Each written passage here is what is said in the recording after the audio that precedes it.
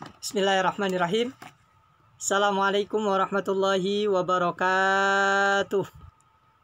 Alhamdulillahirabbil alamin wa bihi nasta'in ala umuri dunya waddin. Salatu wassalamu ala asrafil anbiya'i wal mursalin wa ala alihi wa sahbihi ajmain, amma ba'du. Alhamdulillah. Bagaimana kabarnya teman-teman semua? Insyaallah dalam keadaan baik, dalam keadaan sehat, ya, dalam keadaan kuat, serta dalam keadaan iman yang terjaga dan Islamnya yang terjaga. Dan tentu kita berharap bahwasanya orang-orang yang di dekat kita, orang tua kita, kakak kita maupun adik kita senantiasa dalam keadaan sehat. Amin ya rabbal alamin. Baik, adapun pada pagi hari ini kita akan melanjutkan materi dari pertemuan sebelumnya. Namun sebelum itu, seperti biasa, mari kita buka terlebih dahulu dengan bersama-sama membaca ayat Bismillahirrahmanirrahim. Bismillahirrahmanirrahim. Silakan dibuka bukunya di halaman ke-8. Alhamdulillah, kemarin sudah kita atau Bapak sampaikan bagaimana syarat-syarat dari seorang muazin, kemudian syarat dikumandangkannya azan, kemudian sunnah-sunnah azan, ya, sebelum dilaksanakan maupun saat dilaksanakan.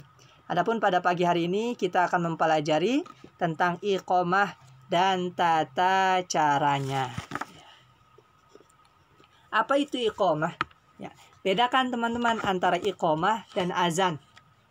Adapun iqamah itu adalah panggilan atau seruan bahwasanya sholat akan segera didirikan. Nah, biasanya ketika teman-teman berada di masjid, ketika azan, kemudian kita berangkat ke masjid, kemudian setelah itu ketika sholat ingin dilaksanakan, maka ada salah seorang dari jamaah, Allahu Akbar, Allahu Akbar, asyhadu an la ilaha illallah, asyhadu anna Muhammadar Rasulullah. Setelah itu, setelah selesai, maka segera akan dilaksanakannya sholat. Ya. Kemudian apa yang dilantunkan, apa yang dilafalkan? Tentu lafal-lafal yang sudah ditentukan oleh Rasulullah SAW. Nah, adapun bacaan iqamah itu tentu dibaca setelah pembacaan azan. Kemarin di pertemuan sebelumnya kita sudah mempelajari azan, kemudian teman-teman yang lelaki juga sudah mempraktikkan azan. Teman-teman semua juga sudah menulis kalimat-kalimat azan, ya. Kemudian tentu setelah azan selesai, kemudian biasanya kita melaksanakan qobliyah, ya, baik qobliyah zuhur maupun asar dan lain sebagainya. Kemudian maka disunahkan setelah itu, diutamakan setelah azan, maka sebelum melaksanakan sholat, maka ucapkan iqamah. Ucapkan iqamah sebagai bentuk bahwasanya sholat akan didirikan, atau sebagai bentuk bahwasanya sholat akan dilaksanakan, akan ditegakkan. Nah, demikian. Sehingga apa itu iqamah? Bahwasanya iqamah itu adalah sebuah pemberitahuan, ya, yang mana iqamah ini bacaannya hampir sama dengan bacaan azan. Nah, sedangkan iqamah ini dikumandangkannya lebih cepat, teman-teman. Ya, dan suaranya itu tidak terlalu keras, ya, kemudian dikumandangkannya agak cepat, tidak seperti azan Allahu Akbar Allah atau dengan nada yang lainnya, tapi iqamah ini agak lebih cepat. Yang tadi contoh Bapak, iqamah Allahu Akbar, asyhadu an la ilaha illallah, dia agak lebih cepat karena sebagai bentuk untuk mendirikan salat, bukan sebagai panggilan untuk waktu masuk azan atau waktu masuk sholat.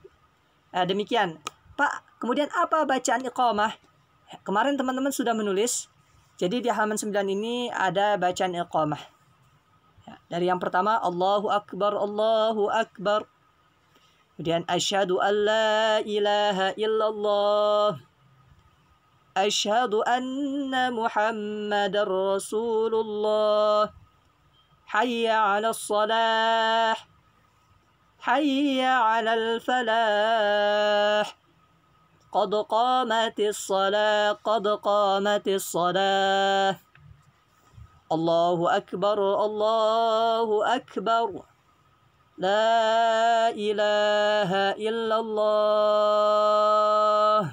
Nah, setelah itu maka sholat akan dilaksanakan. Imam kemudian maju ke depan, jamaah kemudian berbaris merapatkan shaf. Nah, kemudian setelah itu maka sholat akan dilaksanakan atau akan ditegakkan. Nah, Pak, bagaimana tata cara dalam iqamah? Nah, untuk iqamah, tata caranya ini hampir sama dengan azan di pertemuan sebelumnya yang sudah Bapak sampaikan. Yang mana seorang iqamah atau seorang muazzin yang azan atau membaca iqamah, melantunkan iqamah, maka ia berdiri menghadap kiblat. Nah, perhatikan kiblatnya, maka iqamah juga dikumandangkan dengan menghadap kiblat. Kemudian suci, hadas kecil maupun besar sama. Ya. Kemudian di sini ada catatan, sebaiknya orang yang azan dan iqamah adalah orang yang sama. Contoh, ketika azan, Ahmad azan. Allahu Akbar, Allahu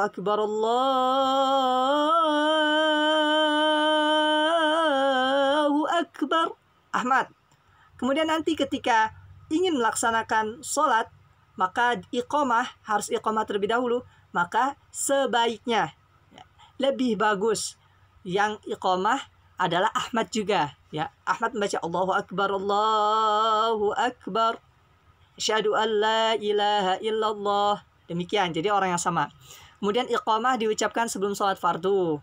Ya, sholat fardu ada berapa? Ada 5. Sholat zuhur, sholat asar, maghrib, isya maupun subuh. Kemudian tentu membaca doa sesudah iqamah. Jadi setelah azan ada doanya, kemudian setelah iqamah ada doanya sebelum dilaksanakannya sholat. Ya.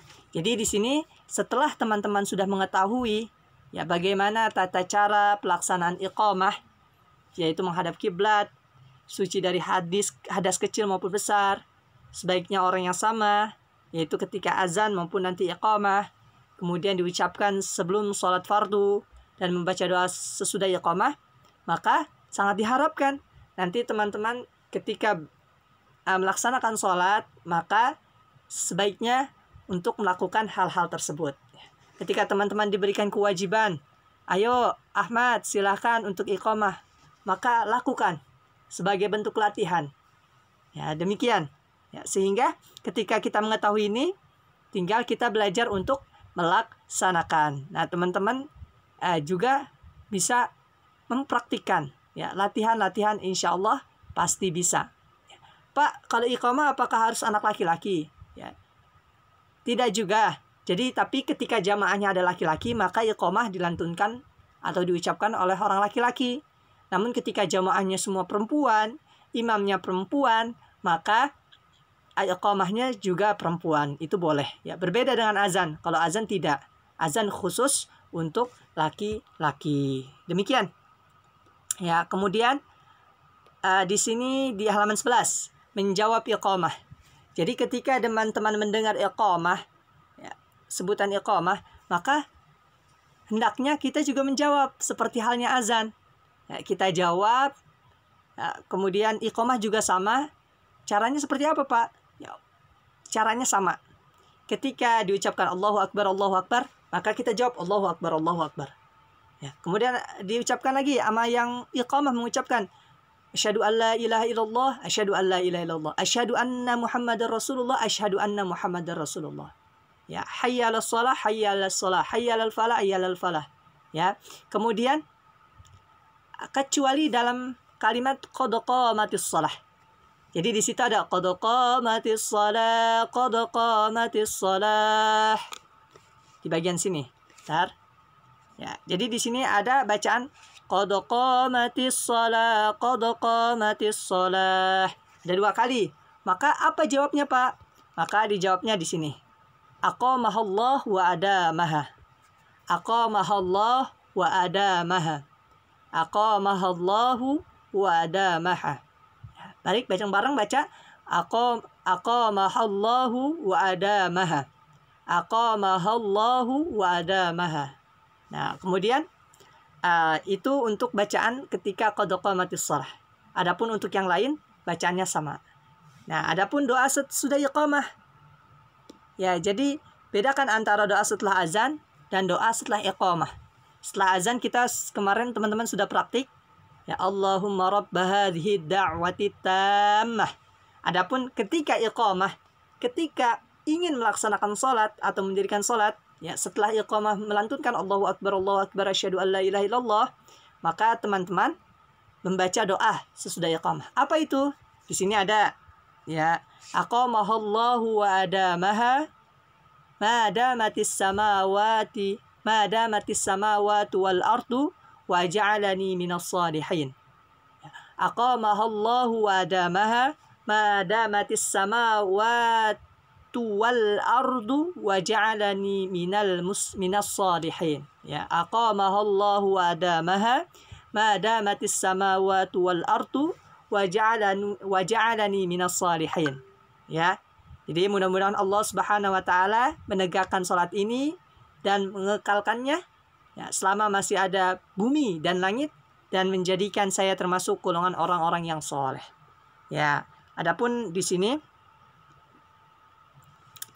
ya, hukum iqamah yaitu untuk azan hukumnya sama.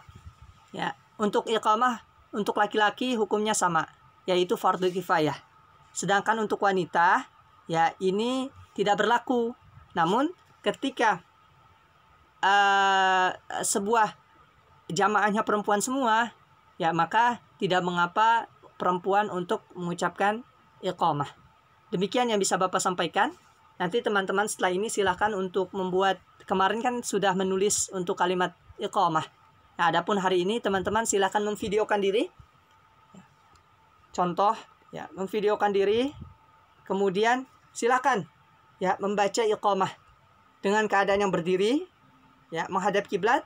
Kemudian ucapkan Allahu Akbar, asyhadu an la ilaha illallah sampai selesai. Kemudian setelah selesai baca doanya yang tadi kita sudah pelajari. Ya, ini di bawah, ya. Aqamahallahu wa adamaha ma damatis samawati wal ardu wa ja'alani minas salihin. Jadi pertama baca iqamahnya, lantunkan, kemudian setelah itu baca doanya. Ya, doanya dilancarkan dulu. Ya, nanti setelah itu silakan dibaca. Ya, nggak apa-apa dibaca, ya, namun sebaiknya nanti dihafal. Demikian yang bisa Bapak sampaikan. Terima kasih. Semangat terus untuk pembelajaran jarak jauhnya. Jazakumullah untuk perhatiannya sudah menyimak materi yang Bapak buat. Assalamualaikum warahmatullahi wabarakatuh.